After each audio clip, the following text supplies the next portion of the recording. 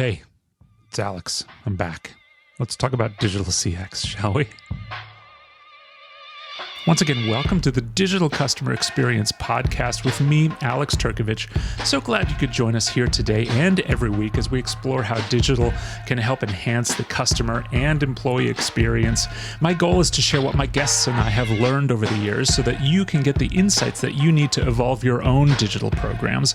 If you'd like more info, need to get in touch, or sign up for the weekly companion newsletter that has additional articles and resources in it, go to digitalcustomersuccess.com. For now, let's get started. So, hey, and welcome back to the Digital CX Podcast, the show where we talk about all things digital in CX. And boy, it's been a while since I have said those words out loud. I've been on a bit of a hiatus for the past few months for various reasons, which I guess we'll get into briefly here. But I'm so happy to be back and talking about cool stuff on this show, which was hopping along steadily week by week for a better part of 2 years. Then I got a new gig. Then life got a little crazy. Bunch of stuff happened. And I was like, you know what?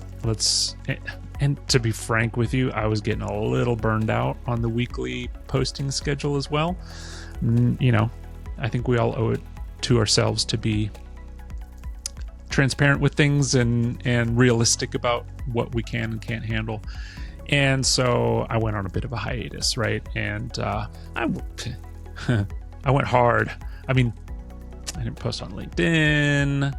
I wasn't in any communities. I just was. So to those of you who sent me messages during that time and I wasn't responsive, I'm sorry. I had to hardcore disconnect and focus on my new gig and just get into a rhythm there. But it's time. It's time for me to come back on the show because I love doing it. I love chatting with you all in this virtual space that we've created together. And I love sharing my ideas. I like giving other people a platform from which they can share their ideas as well. And so it is time to produce some new episodes. It's going to be a little bit different than it was before. Before, if you remember, I was producing basically a solo episode every fifth episode and doing a lot of interviews, which was awesome. Met a lot of great people. And that's not to say that interviews are ceasing. We'll continue to do some interviews. I'm just going to do a lot more solo episodes as well, just because I have a lot more stuff to share that I wasn't really able to fully before. We're going to structure the show a little bit differently. We're also going to do, somewhat tighter episodes. If you remember, I used to do anywhere from half hour to an hour long shows here and there. We're going to try to keep it a little bit tighter, make it a little bit shorter, a little more digestible. But ultimately, I want to bring to the table a lot of the stuff that I've been working on, a lot of the things that I've been chatting with other people about, what they've been doing, continue talking about some of those best practices that exist out there in digital CX. And of course, we're going to talk about artificial intelligence. In fact, we're going to talk about it a lot because one of the things I've been doing in my time away is just playing with AI pretty hardcore. Going beyond just using ChatGPT as a glorified Google, but using it in agent mode especially has been pretty awesome. Building custom GPTs, building team members as GPTs, which is such a cool concept and whatnot. So I'm super excited to share a lot of that information. And on top of that, I am also working on some pretty cool projects that I will pull you into over the coming weeks. Let you know what's going on there. There's some education related things. There's some partnership things coming up that I am insanely excited about. And really, I'm trying my best to take on projects that serve the greater good of the community, specifically the CS community, the CX community, and the digital community especially. So stay tuned for that. Probably next week, I'll reveal one of the projects that I'm working on. But look, in this first show back, one of the things that has been on my mind a lot lately is this notion of creating memorable moments for customers in a digital program, which is kind of hard to do. So one of the things I did over this break is I read a book by Will Guidara formerly of 11 Madison Park, the famed restaurant in New York City, called Unreasonable Hospitality. I know from conversations a lot of you have read that book as well, but if you haven't read that book, Unreasonable Hospitality, it is a fantastic glimpse into the restaurant and hospitality world, but it is also a very wonderful view into the creativity that can exist in this space of creating amazing customer experiences. And so if you're not familiar with it, the Cliff Notes version is that 11 Madison Park became the world's best restaurant because they looked for every opportunity they could to create insane moments and memorable moments for their customers, and there's a lot of examples that they give in the book about, how they would do kind of these, outlandish kind of things, like a group was visiting out of town and 11 Madison Park was like their last kind of New York experience that they were going to have before leaving because they wanted fine dining, blah, blah, blah. But they said the one thing that they hadn't really had was a New York City hot dog yet. And so somebody went out and, bought a hot dog and served it to them in a fancy fine dining kind of way. But, it's like those little gestures that show that you really care about your customers. That kind of stuff really, really resonated with me. And those are things that I have been encouraging my team to really embody as much as possible. I mean, it's sometimes it's really hard to do, especially if you're in the thick of it, just moving from thing to thing, trying to survive, all that kind of stuff. But if there are moments that present themselves where you can create an exceptional customer experience, those are moments that you really have to listen to, and those are moments that you can train your team to listen to and to act upon, and to give them the free rein to do it without having to ask for permission. So a couple of examples is, some easy examples is, if we hear one of our customers is having a baby or something like that, we'll send flowers or a branded onesie or something like that, right? I think a lot of businesses kind of do that. I was on a customer call not long ago where the customer was complaining, or it was kind of a running joke, that the customer had a mouse, like a computer mouse, not a real mouse, computer mouse that wasn't really functioning correctly, and it was super annoying, but he was kind of too lazy or too busy to do anything about it. And so, you hop on Amazon, the customer's address, so you ship them a $30, $40 Logitech mouse or something like that. Showed up next day, and those moments of, we didn't need to do that. There was no expectation that we would do that. We didn't really announce that we would do that, but it just showed up. And I think pessimists would argue that doing things like that isn't really serving the purpose of the customer's experience strictly with your software or your solution or your services or whatever you're providing to your customer. And yeah, it's just true. It doesn't at all.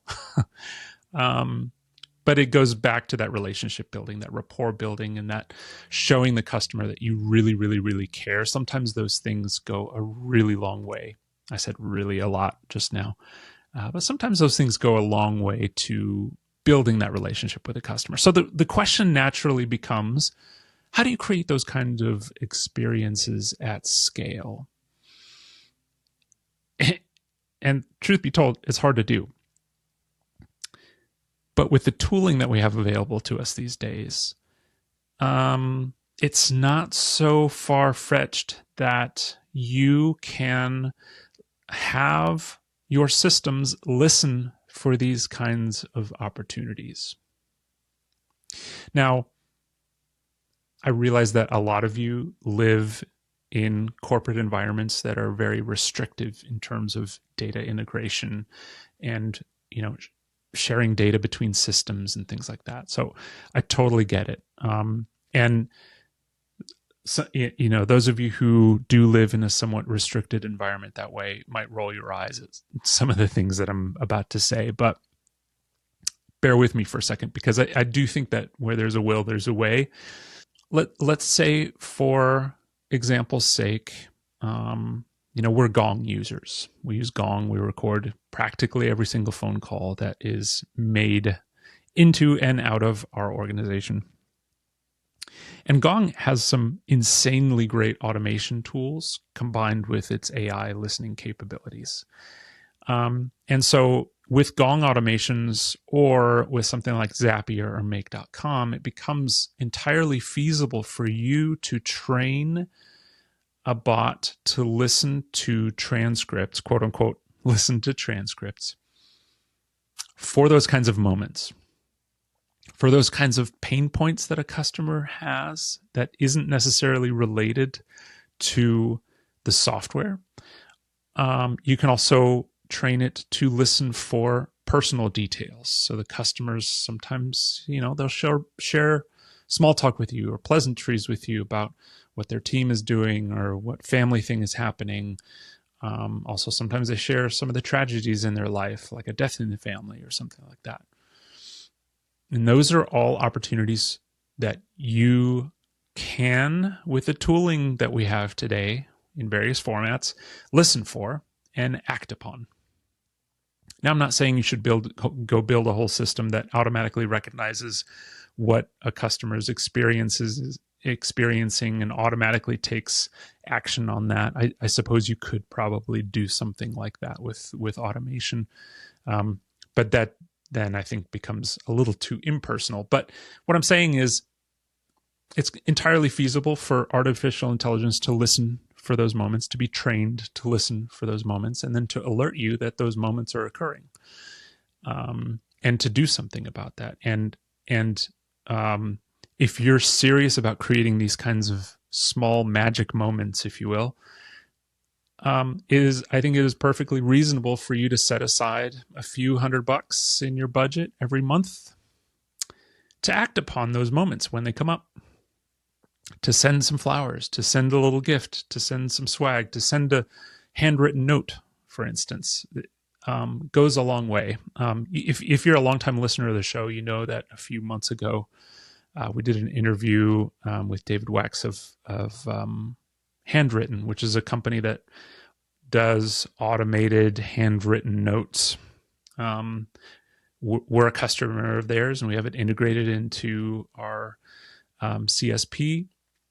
And so if one of our CSMs or one of our implementation managers wants to, they can quickly type up a note, and the integration will fire it off and send out a handwritten note to the customer with this, on a designed card for us and all that kind of stuff.